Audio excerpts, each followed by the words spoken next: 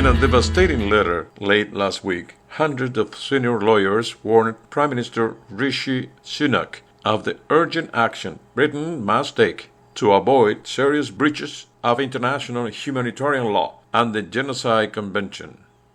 They spelled out they need to fall in line with the International Court of Justice and sanction individuals and entities who have made statements inciting genocide against Palestinians.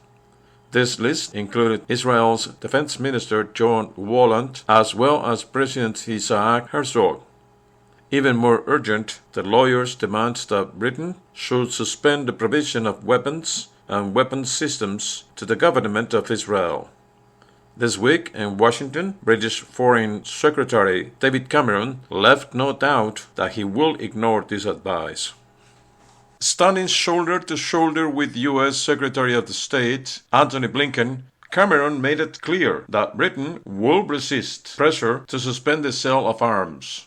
Our position is in line with our international partners, said Cameron. So far, no like-minded countries have taken the decision to suspend existing arms exports licenses to Israel. And I had that Israel remains a vital defense and security partner to the UK. For good measure, he added, we don't comment on legal advice, but we act in a way this is consistent with it.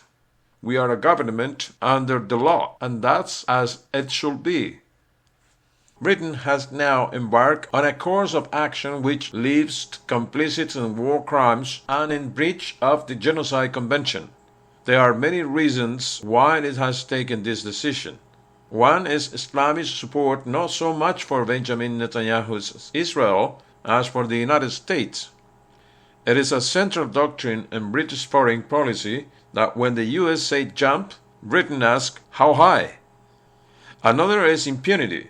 For years, Britain has felt able to act regardless of consequences when it comes to breaches of international law and including complicity in genocide. Britain is a signatory for a Genocide Convention which came into effect after World War II and the Holocaust. Article 1 of the Convention obligates signatories to undertake to prevent and punish genocide. The Convention requires that the British government take all measures to prevent genocide which were within its power. There are numerous cases when Britain has ignored the Genocide Convention and got away with it. Some are disturbingly recent. 7 years ago, the Myanmar army, in league with armed militias, went through Rakhine province, murdering and raping members of the Rohingya minority. Last November, Britain finally supported the case originally taken by Gambia to the ICJ that the Myanmar military campaign was a genocide. At the time, it was a different story. Myanmar is an ugly case study in British complicity. In 2016, the British government had sold weapons worth around £500,000 to Myanmar, while £250,000 of the UK's aid budget for Myanmar was used to train its military, even as the risk of mass violence escalated. And when the massacres were taking place, Britain stood by and watched, despite being a penholder for Myanmar at the UN, which meant it could have referred Myanmar's military leaders to the ICJ. Boris Johnson, who last weekend said it would have been shameful to end arms sales to Israel, was Foreign Secretary at the time.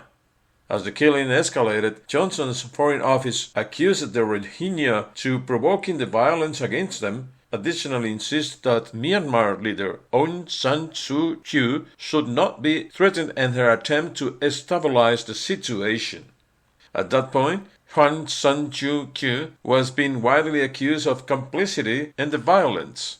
She has attempted multiple times to deny the atrocities that were taking place and had a documented record of viciously anti-Muslim and anti-Rohingya views. It was only after the coup in Myanmar in February 2021 that Britain took a firmer stance and ultimately introduced sanctions targeting the country's military. Or take the Rwanda genocide in 1994, which saw some 800,000 people, mainly Tutsis, killed in just 3 months.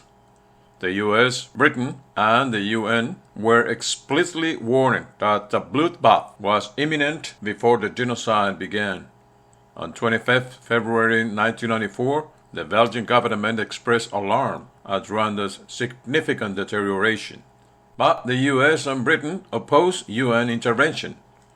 In a eerie reminder of British attacks on the ICJ over its provisional ruling against Israel during the Rwandan genocide, Britain persistently ignored the UN declaration that a genocide was underway. A UN inquiry later found that Britain actually led the opposition to intervention. The British government refused to acknowledge that what was happening in Rwanda was genocide, and even reject a U.S. proposal to send a fact-finding mission to Rwanda after over 100,000 people has died. The Bosnian genocide in 1995, in which over 8,000 Bosnian Muslim men and boys were massacred at Srebrenica, is another case in point. Serb forces had significant weaponry from the army of the former Yugoslavia. The Bosnians they were fighting, by contrast, were massively underarmed and constrained by the brutal UN arms embargo that left them practically unable to defend themselves. At one point, the Americans wanted to lift the embargo, but Britain disagreed. After the slaughter at Srebrenica, both France and the US pressured Britain to back deeper involvement in the Bosnian War, but London resisted. British officials cited not just military challenge and the potential hit to trade, but even the Prime Minister's holiday as reasons not to intervene further. Robert Hunter, at the time U.S. ambassador to NATO, later said that Britain has a huge burden of responsibility for what happened at Srebrenica, asserting that responsibility for NATO's failure to act lay in London. But Britain has never come to terms with, let alone atoned for, a series of political and moral misjudgments which played a role in exacerbating Europe's only genocide since the Holocaust. Britain was also extensively and horrifically complicit in the genocidal killings in Indonesia in 1965 and 1966. The genocidal campaign by the Indonesian military as well as militias and vigilantes against people linked to Indonesia's Communist Party killed 600,000 people, one of the worst massacres of the 20th century. The British government wanted the Indonesian military to overthrow the democratically elected government, which is so as too close to China.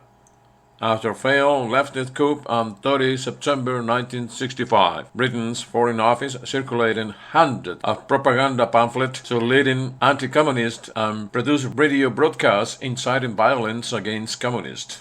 A mass killing began on October 1965. British pamphlets called for communist organizations to be eliminated and advocate the killing of ethnic Chinese Indonesians, saying they were loyal to Red China. The genocidal campaign also led to the US-backed General Suharto seizing power and establishing a 32-year dictatorship. The British government categorically and consistently denied any wrongdoing. In 2015, a panel of 7 international judges in The Hague at an International People's Tribunal set up by activists with no legal weight judged that Britain, America, and Australia were complicit. No one British politician has ever paid any price for national complicity in the Indonesia, Rwanda, Bosnia, or Myanmar atrocities. This will have played, in part, in Cameron and Sunak's calculation that they can simply ignore the ICJ. History shows that they can get away with it. This article was signed by Peter O'Born, who won Best Commentary Blogging in both 2022 and 2017, and was also named Freelancer of the Year in 2016 at the Drum Online Media Award for articles he wrote for Middle East Eye. He was also named as British Press Award Columnist of the Year in 2013. He resigned as Chief Political Columnist of the Daily Telegraph in 2015. His latest book is The Fates of Abraham, Why the West is Wrong About Islam, published on May by Simon and Schuster. His previous books include The Triumph of the Political Class, The Rise of Political Lying, Why the West is Wrong About Nuclear Iran, and The Assault on Trust, Boris Johnson, Donald Trump, and the Emergency of a New Moral Barbarism.